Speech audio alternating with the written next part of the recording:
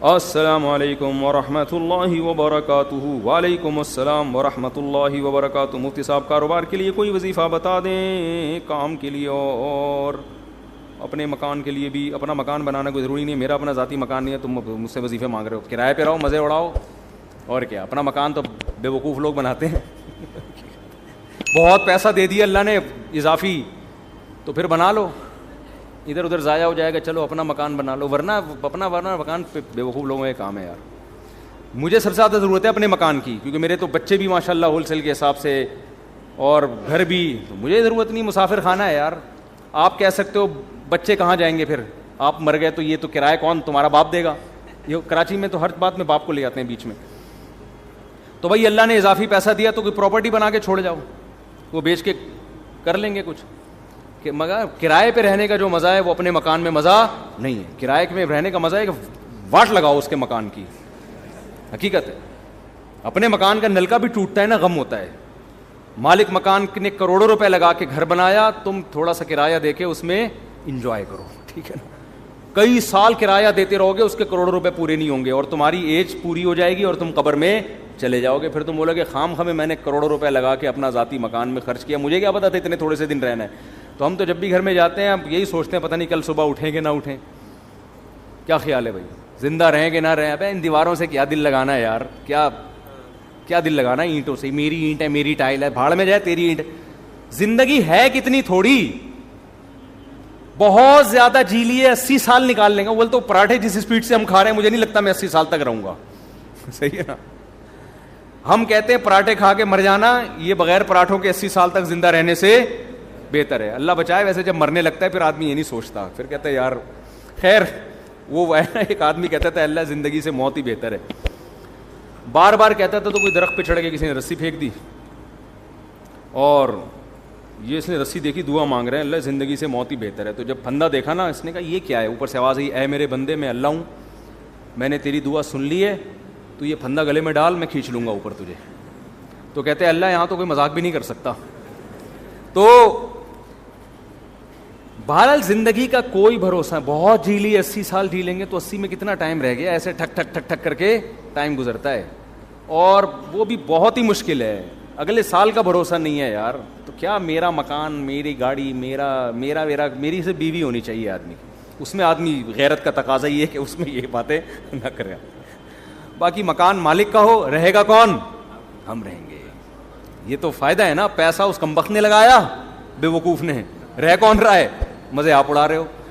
صحیح ہے نا. اور کرایہ دار دیکھو, مالک مکان کے گھر کی جو واٹ لگاتے ہیں اس کا اپنا مزہ ہے, لگانی نہیں چاہیے لیکن وہ ساری ریپیئرنگ وہ کر رہا ہوتا ہے آخر میں. اور پھر لوگ کہتے ہیں وہ نکال دے گا تو کہاں جائیں گے, کوئی بات نہیں, اگلی گلی میں چلے جاؤ. وہ بھی مسافر خانہ, یہ والی گلی, وہ والی بھی, وہاں سے بھی لاش اٹھے گی ایک دن, جنازہ وہاں سے بھی.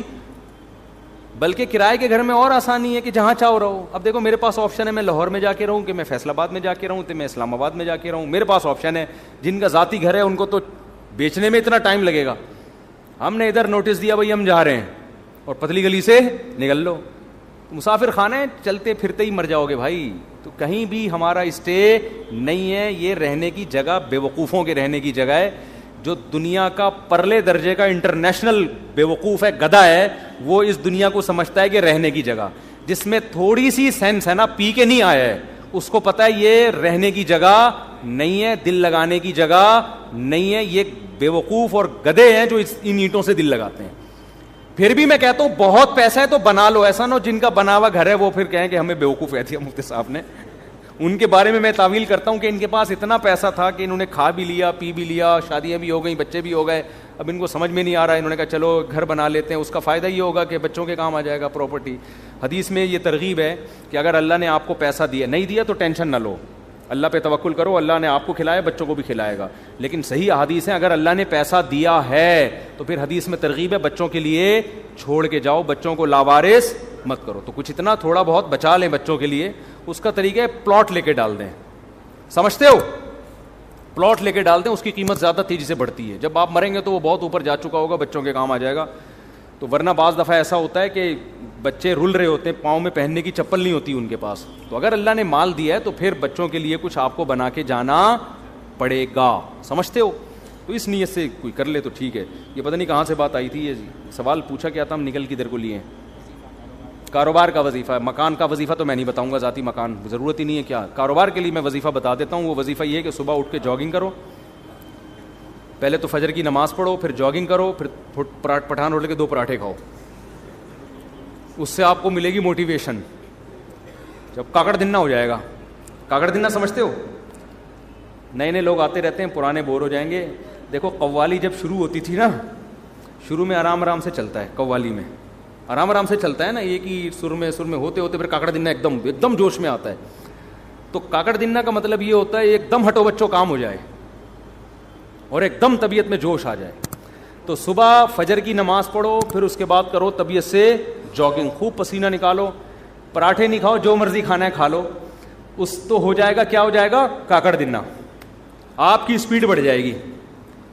پھر آپ پلاننگ کرو میں نے کرنا کیا ہے, اور تہجد میں 2 رکعت پڑھ کے اللہ سے دعا بھی مانگ لو کہ اللہ مجھے رزق دے. حدیث میں آتا ہے اللہ تعالیٰ رات کے آخری حصے میں آسمان دنیا پہ آ کے کہتے ہیں حل میں مسترزقن ارزق لا, کوئی ہے روزی طلب کرنے والا, میں اس کو روزی دوں. وظیفوں میں ٹائم ضائع کرنے کے بجائے اس وقت 2 رکعت پڑھ کے اللہ سے کیا مانگ لو, روزی مانگ لو. ہمارے یہاں کیا کرتے ہیں, میں کسی کو بتاتا ہوں نا تہجد میں 2 رکعت پڑھ کے اللہ سے روزی مانگ لے. وہ تہجد میں 2 رکعت پڑھنے کے لیے اٹھتا ہے, اس کے بعد پھر سوتا ہے, 1 بجے اٹھتا ہے پھر وہ. تو اللہ کیا کہے گا, مانگ تو روزی رہا ہے, کام سارے نحوست والے کر رہا ہے. روزی کو دھکا دینے والی بات ہے نا. جو 1 بجے سو کے اٹھے گا, اور کراچی میں 2 بجے کسی کو فون کرتا ہوں, کہتے ہیں میں ناشتہ کر کے آ رہا ہوں, دوپہر 2 بجے میں کیا کر کے آ رہا ہوں, ناشتہ کر کے آ رہا ہوں. تو کاروبار گیا کہاں, تیل لینے. آپ کہہ سکتے ہو کہ میں فجر کے بعد جاگنگ کر کے رات کو تہجد میں 2 رکعت پڑھ کے اللہ سے دعا مانگوں گا, پھر فجر کے بعد جاگنگ کروں گا, پھر آپ کے مشورے پر 2 پراٹھے کھاؤں گا. اور کاکڑ دن 2 پراٹھے, یہ ویسے ہی کہہ رہا ہوں میں, مزہ آتا ہے کہنے میں یار, پتہ نہیں کیوں پراٹھے میں. باقی آپ جو مرضی کھاؤ, پراٹھے تو نقصان دیتے ہیں لیکن جو مرضی کھاؤ. اس کے بعد پھر میں جب یہ سارے کام کروں گا, میں دکان جاؤں گا تو میرے علاوہ کوئی بندہ شاپ پہ ہوگا ہی نہیں. تو کاروبار کیسے چلے گا صبح صبح. صحیح حدیث ہے بوری کا لی امتی فی بکورہا, اللہ نے میری امت میں صبح کے وقتوں میں برکت. یہ میری بھی روٹین خراب ہوئی ہوئی ہے, میری اپنی روٹین بھی خراب چل رہی ہے کراچی کی وجہ سے, لیکن اس کو سیٹ کرنے کی ضرورت ہے. تو صبح حدیث میں آتا ہے اللہ نے برکت رکھی ہے. اب لوگ کہتے ہیں ہم جب صبح دکان پہ بیٹھیں گے تو ہمارے علاوہ اس پوری کائنات میں کوئی بھی نہیں ہوگا, تو کسٹمر ہوگا ہی نہیں, تو کاروبار چلے گا کہاں سے. تو بھائی صبح اٹھنے کا مطلب ضروری نہیں کہ دکان پہ جا کے بیٹھ جائیں. صبح آپ کاروبار کی پلاننگ کرنا شروع کر دیں بیٹھ کے. آپ انٹرنیٹ پہ بیٹھ جائیں کہ یار کیا چیز پروڈکٹ مارکیٹ میں چل رہی ہے جو سستی اٹھا کے مہنگی بیچ سکتا ہوں. کاروبار کا مطلب دکان میں بیٹھنا تھوڑی ہوتا ہے, پلاننگ بھی تو کرنی ہوتی ہے نا. کیا ہو گیا, تو صبح آپ بیٹھو, جب جاگنگ کر کے پراٹھے کھاؤ, چائے شاید نہیں پی لو تو بھی غلط ہے, لیکن پی رہے ہیں تو کیا کریں. تو جب آپ بیٹھ گئے تو اس کے بعد پھر آپ کیا کرو, پلاننگ کرو. پلاننگ کیسے کرو, ایک ڈائری لو اور پین لو. دیکھو یہ انسان کی نیچر ہے, میں نے بارہا تجربہ کیا ہے. موبائل کی ڈائری میں جب آپ پلاننگ کرتے ہو آپ کا دماغ نہیں چلتا. یہ کچھ قدرت کی طرف سے یہ ہے. دماغ انسان کا جب ہی چلتا ہے جب اس کے ہاتھ میں قلم ہو. اٹھائیے نا, قرآن میں بلا وجہ نہیں اٹھا لی. میں نے دیکھا ہے کہ میں اگر کمپیوٹر پہ کچھ لکھ رہا ہوتا ہوں نا, کوئی دماغ جیسے کتاب لکھنی ہے, کوئی مضمون لکھنا ہے, زیادہ دماغ نہیں چلتا کمپوزنگ میں. ادھر آپ نے پین اٹھایا اور ڈائری اٹھا کے لکھنا شروع کیا, دماغ چلنا شروع, پھر اس کو بے شک کمپوز کرا لو بعد میں. تو آپ پین اٹھاؤ, ڈائری اٹھاؤ اور لکھو کہ یار میں نے کاروبار کرنا کیا ہے. ہو سکتا ہے 6 ہفتے تک آپ سوچتے ہی رہو اور آپ کی سمجھ میں کچھ بھی نہ آئے. تو پھر آپ یہ سوچو کہ میں اپنی سمجھ میں لانے کے لیے کیا کرنا ہے پہلے میں نے, کہ میری سمجھ میں کچھ آئے. تو آپ یہ جملہ لکھو گے سوچ بچار کے کہ یار اس کے ماہرین سے میں نے مشورہ لینا ہے.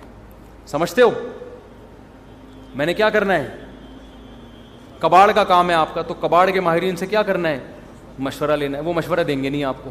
پاکستان میں ایسا ہوتا ہے کہ کسی کو کوئی بزنس آتا ہے تو مشورہ دے گا, نہیں دے گا تو غلط مشورہ دے گا. جب آپ اس کے پاس جاؤ گے کہ کاروبار چل ہی نہیں رہا, رو رہے ہیں یار ہم تو کچھ ہے ہی نہیں, حالانکہ کروڑوں روپے کما رہا ہوگا, اس کو یہ ہوگا کہ یہ بھی نہ شروع کر دے کہیں. تو پھر آپ نے یہ لائن کا اضافہ کرنا ہے کہ مشورہ نہیں لینا, اس کو کاروبار کرتے ہوئے میں نے دیکھنا ہے. تو شیر شاہ مارکیٹ میں جاؤ, دیکھو کباڑ والے کیا خریدنے ہیں, یہ سارا سروے کرنا ہے میں نے. یہ سب چیزیں ڈائری میں, جو چیز سمجھ میں نہیں آ رہی تو وہ سمجھ میں کیسے آئے گی اس کے لیے الفاظ لکھو. سمجھتے ہو؟ اس سے انشاءاللہ وہ جو آپ نے تہجد میں دعا مانگی تھی اس کے اثرات ظاہر ہونا شروع ہو جائیں گے. تو تمہارا باپ بھی پاکستان میں جس کو کاروبار نہیں کر رہا نا, وہ دنیا کا بہت بڑا بے وقوف ہے. یہاں گورے آ کے کر رہے ہیں کاروبار. ایک گورا کراچی میں ہے, اس کا کبھی میں انٹرویو لوں گا انشاءاللہ, مسلمان ہوا ہے وہ. اس نے کہا ہے کہ کراچی جس کی آبادی کتنے کروڑ ہو گئی, 2.5-3 کروڑ, وہ تو گورنمنٹ غلط وہ بتاتی ہے, زیادہ آبادی ہے, 1-8 کروڑ تو ہمارے گھر کے افراد ہوں گے. تو اتنی آبادی ہے. مجھے ایسا لگتا ہے کراچی کی جو آبادی کو کاؤنٹ کیا, میرے بچے نکال کے کاؤنٹ کیے ہیں ان لوگوں نے, مجھے ایسا لگتا ہے. تو اتنی بڑی آبادی میں تو بھی اگر کسی کا بزنس, یورپ تو ترستا ہے ایسی آبادی کے لیے, سمجھتے ہو؟ گورے ترستے ہیں یار, ہمیں ایسا کراؤڈ ملے کہیں ہم بزنس کریں. یہاں گورے آ کے کروڑ پتی بن گئے ہیں کراچی میں. تو کراچی میں اگر کسی کا کاروبار نہیں چل رہا, اس کا مطلب وہ کاروبار کے علاوہ دنیا کا کوئی اور کام کر لے, وہ پھر کہیں بھی نہیں چل سکتا. میں نے صدر میں دیکھا, گرمیوں میں ایک آدمی کولر لے کے بیٹھا ہوا ہے ٹھنڈے پانی کا, لاکھوں روپے کماتا ہے اس سے, کیونکہ صدر میں پانی چاہیے ہر آدمی کو. وہ کولر لے کے بیٹھا ہوا ہے, پلا رہا ہے, لے بھی پی لے, سارا دن 5 روپے کا پتہ نہیں 10 روپے کا گلاس بیچ کے اسی سے ٹھیک ٹھاک. گنے کے رس والوں نے پراپرٹیاں خرید لی ہیں یہاں پہ, گٹکے والے بحریہ ٹاؤن میں گھر لے رہے ہیں. جب آبادی زیادہ ہوتی ہے تو بزنس چھانگا مانگا کے جنگلات میں تھوڑی ہوگا, بزنس تو یہی ہوگا. سبزی منڈی میں جا کے دیکھو کیسے کروڑ پتی, ٹماٹر بیچ کے ارب پتی بن گئے ہیں. تو کراچی میں تو آپ نے مائنڈ استعمال کرنا ہے, کھوپڑی استعمال کرنی ہے, تو کھوپڑی بھی استعمال کرو, اور رات کو بیٹھ کے تہجد میں اللہ سے 2 رکعت پڑھ کے دعا مانگو. صبح دوڑو, اس لیے میں کہہ رہا ہوں کہ اگر صبح دوڑے نہیں تو پھر کیا ہوگا کہ سستی میں پڑے ہی رہو گے. شیر شاہ کون جائے کباڑ میں جا کے, اور اگر گئے تو کمر میں درد, گھٹنے میں درد. اور اس نے کہا کہ یار یہ ذرا اسٹیل تھوڑی سی اٹھائی, اور جس زاویے سے اٹھائی قیامت تک کے لیے ویسے ہی ہو گئے. ایک صاحب نے مجھے اپنا واقعہ سنایا, کہہ رہے میں حج کرنے کے لیے گیا, ان کی عمر 50 سے اوپر تھی, سچا واقعہ ہے. کہتے ہیں میں حج کرنے کے لیے گیا تو پہلے چکر میں رمل کرنا پڑتا ہے نا, تھوڑا اکڑ کے. کہہ رہے میں نے یوں کیا تو میں یوں ہی ہو گیا, کیونکہ عادت ہی نہیں تھی ورزش کرنے کی, چلنے پھرنے کی. کہہ رہے ہیں ایسا پٹھے میرا پہلے جھٹکے میں ہی اٹکے ہیں, اکڑے ہیں, کہ اس کے بعد میں کافی ٹائم لگا دوبارہ نارمل کنڈیشن میں آنے میں. مالشیں ہوئی, پتہ نہیں میڈیسن لیے, پھر جا کے وہ رمل ہی رہا ان کا. اب تک میرا خیال ہے رمل ہی ہوتا ہے ان کا, گھر میں بھی رمل کرتے ہوئے آئے ہو. تو یہ حال ہو جاتا ہے انسان کا. تو اس لیے میں کہہ رہا ہوں صبح دوڑو گے تو ذرا فائدہ ہوگا. تو یہ وظیفہ میں نے آپ کو بتا دیا, اس پر عمل کریں. پھر بھی پیسہ نہیں آیا تو اس کا مطلب اللہ نے آپ کی قسمت میں کیا لکھی ہوئی ہے, غربت. پھر وہ نجومی والا واقعہ سوچا کریں کہ ایک نجومی کے پاس گیا غریب آدمی کہ بھائی میرے پاس پیسہ یہ کیا ہے, میں بہت پریشان ہوں غربت سے. اس نے کہا, اور لکیریں دیکھ کے کہا 10 سال اور پریشان رہیں گے آپ. یہ خوش ہو گیا کہ پھر اس کے بعد شاید پیسہ آ جائے. اس نے کہا پھر پیسہ آئے گا. اس نے کہا نہیں, پھر آپ کو غربت کی عادت ہو جائے گی, پریشانی ختم ہو جائے گی. تو آپ اس طرح سے بزنس کریں, یا تو پیسہ آ جائے گا ورنہ آپ کو کھجل خواری کی عادت پڑ جائے گی. یہ بھی ٹھیک ہے, کیا خیال, اس کا اپنا مزہ ہے بھائی. یہ جو رات کو گٹر کے ڈھکن پہ بیٹھے ہوئے ہوتے ہیں, آپ کیا سمجھتے ہیں ٹینشن میں ہوتے ہیں بے روزگار لوگ؟ تو لائف کو انجوائے کر رہے ہوتے ہیں.